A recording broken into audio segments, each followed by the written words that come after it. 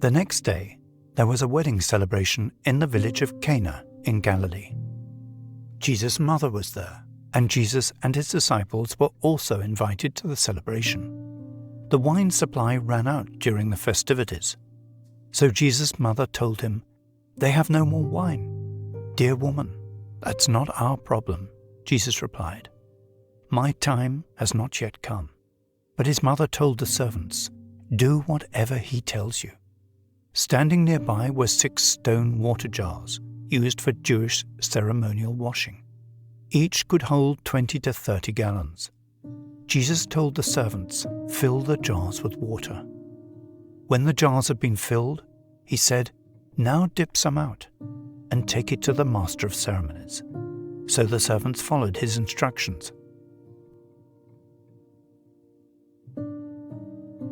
When the master of ceremonies tasted the water that was now wine, not knowing where it had come from, though of course the servants knew, he called the bridegroom over.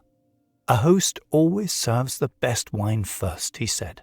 "Then, when everyone has had a lot to drink, he brings out the less expensive wine. But you have kept the best until now." This miraculous sign at Cana in Galilee was the first time Jesus revealed his glory, and his disciples believed in him. After the wedding, he went to Capernaum for a few days with his mother, his brothers, and his disciples. It was nearly time for the Jewish Passover celebration. So Jesus went to Jerusalem. In the temple area, he saw merchants selling cattle, sheep, and doves for sacrifices.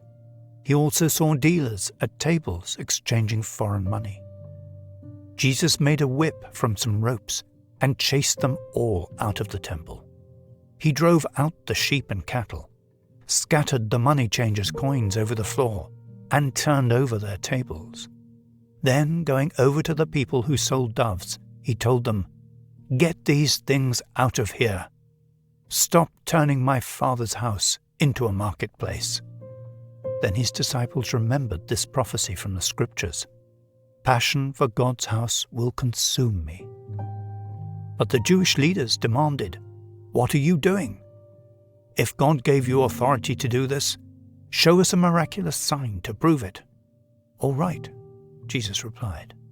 "Destroy this temple, and in 3 days I will raise it up." "What?" they exclaimed.